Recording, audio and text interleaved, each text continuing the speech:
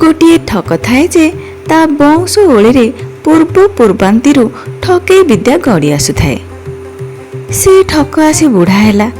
ତାର ଦି ପୁଅ। ଦିନେ ତା ଦି ପୁଅଙ୍କୁ ଡାକି କହିଲା, ଆରେ ପିଲାଏ, ମୋ ବଳ ବୟସ ତ ଆସିଗଲାଣି।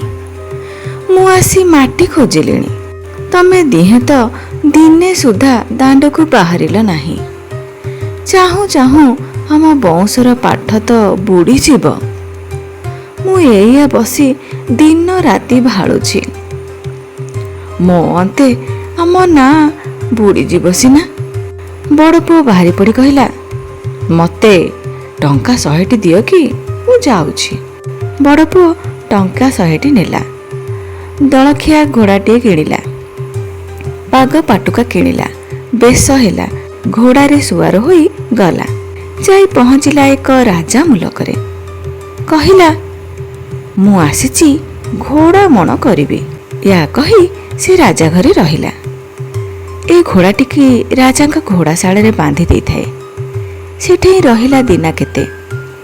ରାଜାଙ୍କ ପକ୍ଷୀରାଜ ପାଟଘୋଡ଼ାରେ ଚଢ଼ିବାକୁ ୟାଙ୍କୁ ଦିନେ ରାଜା କହିଲେ। ସେ ପାଟଘୋଡ଼ା ଉପରେ ଯେମିତି ଚଢ଼ିଲା, ସେମିତି ତା ପିଚାରେ 2 ଛାଟ ଲଗାଇ ଦେଲା ଯେ ଘୋଡ଼ା ଏକା ଚିରାକି 100 କୋଶ ଟପିଗଲା। ରାଜା ତାଙ୍କୁ ଚାହିଁଛି ସୁଆର ଫେରିବ ବୋଲି। ଠକ ପୁଅ ତ ସେ। ଘୋଡ଼ା ଘିନି ଛୁ। ଆଉ ଏକ ରାଜା ରାଇଜରେ ପହଞ୍ଚିଲା। ସେ ରାଜା ଯେମିତି ଏ ପକ୍ଷୀରାଜ ଘୋଡ଼ାକୁ ଦେଖିଲେ, କହିଲା, ମୁଁ ସୌଦାଗର ଆସିଛି ଏ ଘୋଡ଼ାକୁ ଛାମୁରେ ଭେଟିବି ବୋଲି। ରାଜା ଭାରି ଖୁସି ହେଲେ। ୟାଙ୍କୁ ଟଙ୍କା 1000, ପାଟଘୋଡ଼ା, ବୀରବଲ୍ଲୀ, ଖଡ଼ୁକଣ୍ଠି, ବାଟ ଖରଚ ଦେଇ ବିଦା କଲେ। ଏଇ ଟଙ୍କା ଟୋକର ତକ ଘେନିଲା। ଅଇଲା। ଘରକୁ ଆସି ବାପା ପାଖରେ ସବୁ ଦରବଯାକ ଥୋଇ ଗୋଡ଼ ତଳେ ପଡ଼ିଲାରୁ ବାପା ସବୁ ହାଲଚାଲ ବୁଝିଲା। ଭାରି ଖୁସି ହେଲା। ସେଇଥିରୁ ସାନ ପୁଅକୁ କହିଲା, ହଇରେ, ବଡ଼ ଭାଇ ତ ଏତକ ଆଣିଲା। ତୋ କରାମତି କ'ଣ ଅଛି, ତୁ ଭଲା ଦେଖା। ମୋତେ ତ ଯାହା ବୁଢ଼ା ଦିନେ ପୋଷିବ ତା ଜଣା ଅଛି। ତୁମ ପେଟ ଭଲ ତୁମେ ପୋଷି ଆମ ବଂଶର ନାମ ରଖ। ସାନ ପୁଅ କହିଲା, ଭାଇକି ତ ଗଲାବେଳେ ଟଙ୍କା 100 ଦେଲ।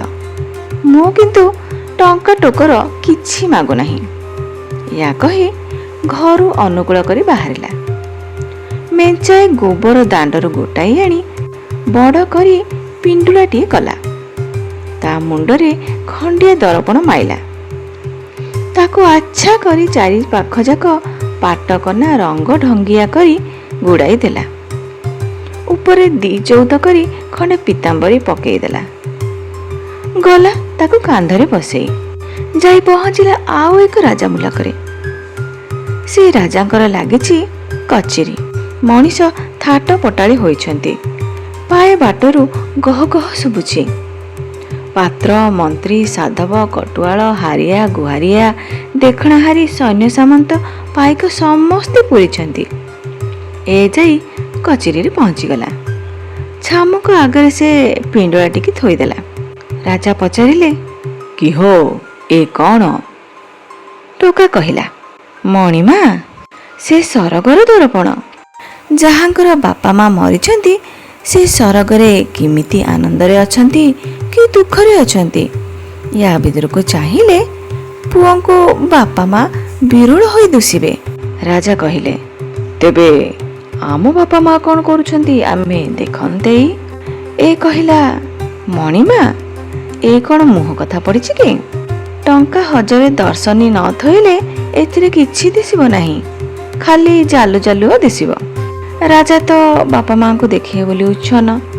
ରାଜାଙ୍କୁ ଅବା ଟଙ୍କା ଅପୂର୍ବ। ଗନ୍ତେଇ ତାକୁ ଆଜ୍ଞା ଦେଲାରୁ ଏ ଟୋକା ଆଗରେ ଟଙ୍କା 1000 ଆଣି କୁଢ଼େଇ ଦେଲା। ଟଙ୍କା କୁଢ଼େଇଲାରୁ ରାଜା ବାହାରିଲେ ସେ ଦର୍ପଣରେ ବାପା ମାଙ୍କୁ ଦେଖିବାକୁ। ସେ ଏତିକି ବେଳେ କହିଲା, ମଣିମା, ଏ ମୁଣ୍ଡ ରହିଲେ କହିବି। ଏଥିରେ ଆଉ ଗୋଟେ କେଁ ଅଛି।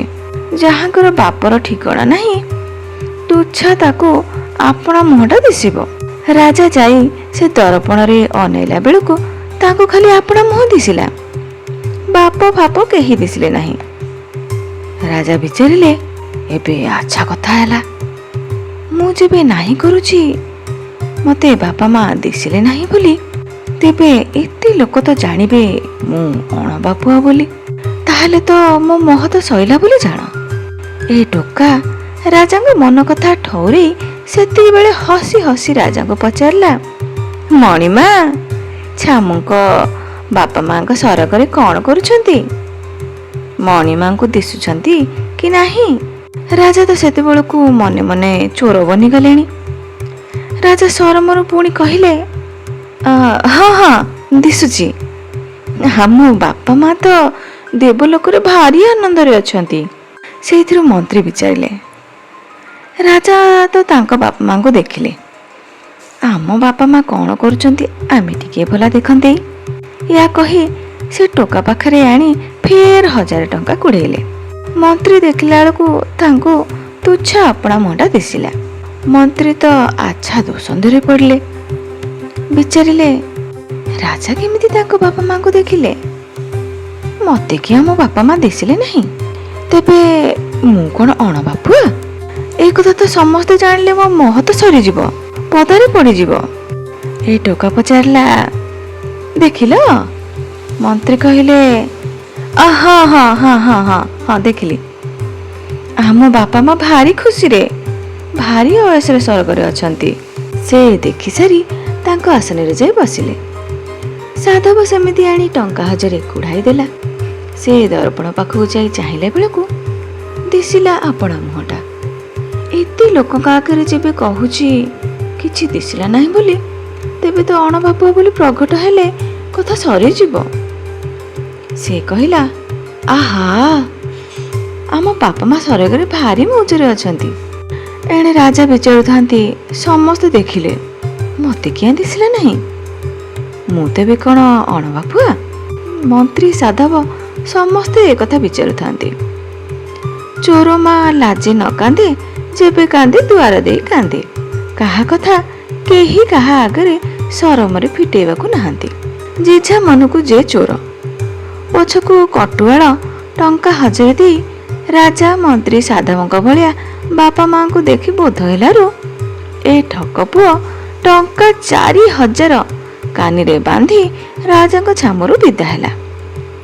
ଘରେ ଆସି ବାପାଙ୍କ ପାଖରେ ଟଙ୍କା ତକ ଗଦେଇ ଦେଲା। ବାପକୁ ଏସବୁ କଥା କହିଲା। ବାପ ଏହା ଶୁଣି କହିଲା, ସାବାସ୍ ରେ ପୁଅ। ସାନ ପୁଅକୁ ସାବାସ୍ ପଣିଆ ଦେଲା। କହିଲା, ମୋତେ ବଳି ମୋ ପୁଅ ଦି। ପୁଅଙ୍କୁ ଘେନି ଘର ଦୁଆର ଗଲା।